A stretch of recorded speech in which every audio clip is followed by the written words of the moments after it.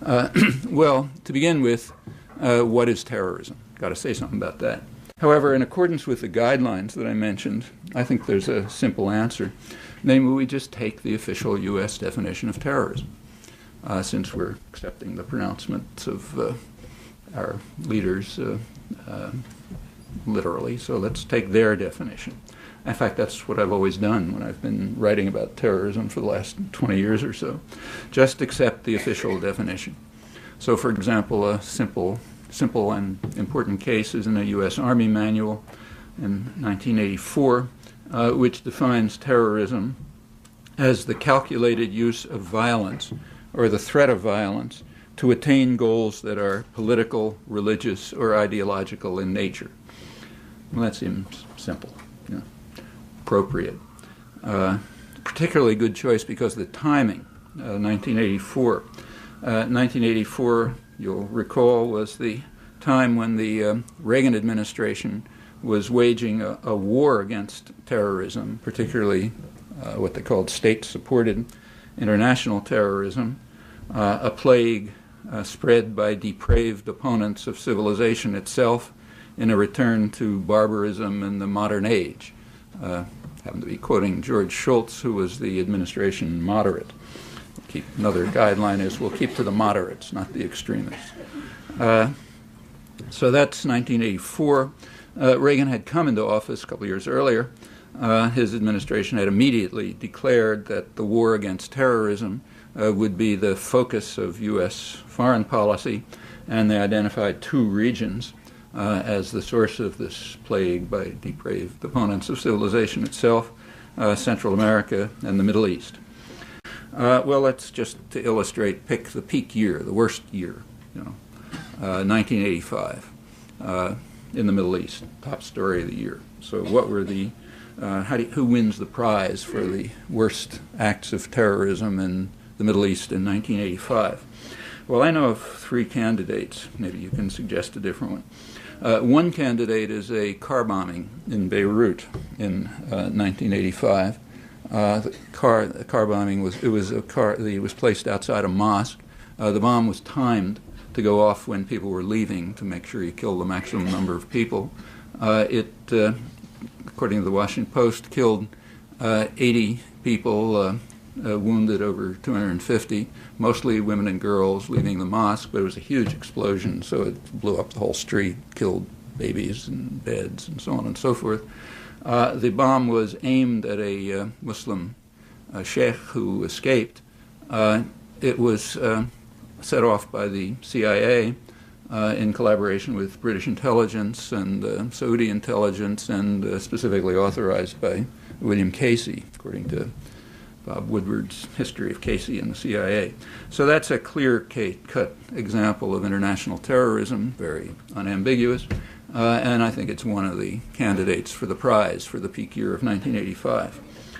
The Fourth Geneva Conventions, according to the entire world, literally, outside of Israel, apply to the occupied territories.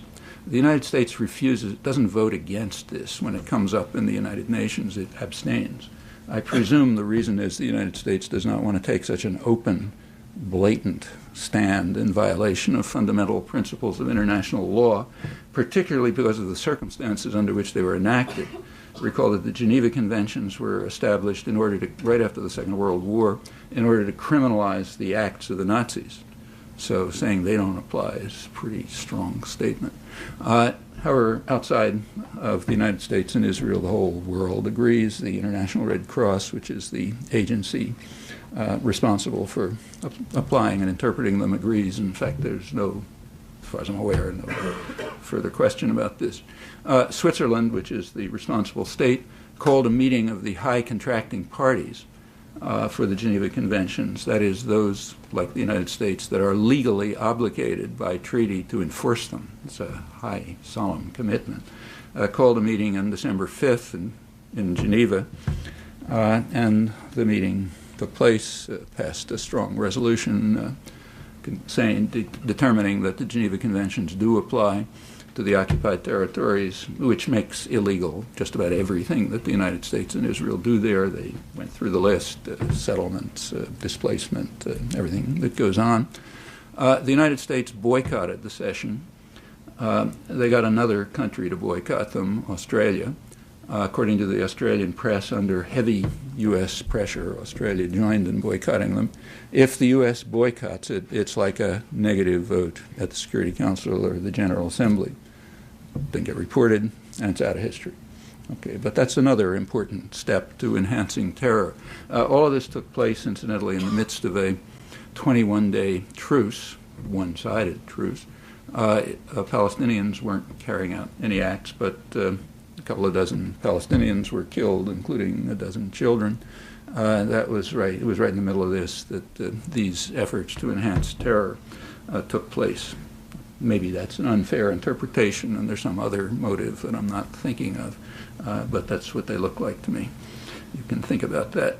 In any event, international terrorism in the Middle East certainly continues, has a long history. And if you look over the record, of course, it's mixed and complicated, but I think you'll find that the balance is pretty much along the lines that I described. In fact, the balance reflects the means of violence available, as it usually does, if you look around the terror. In fact, that's why in the whole range of terror, state terror is far worse than individual terror. For the obvious reason that states have means of violence that individuals don't have, or groups. And that's what you find if you look, I think, overwhelmingly. It's commonly said that terrorism is a weapon of the weak. That's completely false, at least if you accept the official U.S. definition of terror. If you do that, then terror is overwhelmingly the weapon of the strong, like most other weapons.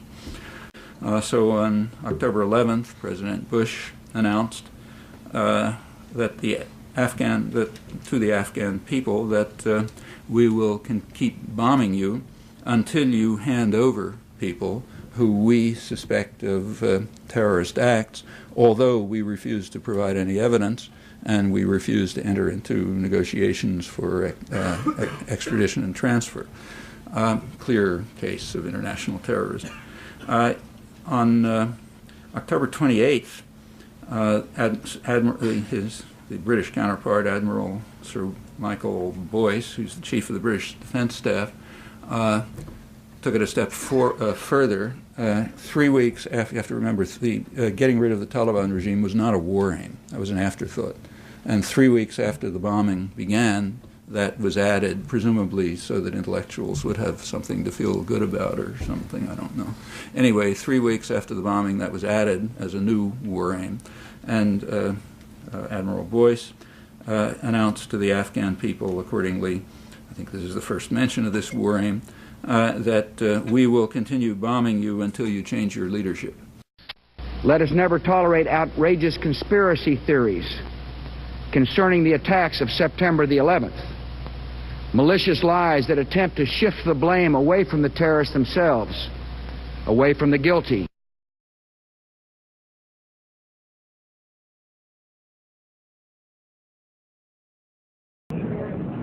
Now, here we're going to show you a videotape of the collapse itself. Describe that. Now we go to videotape, the collapse of this building.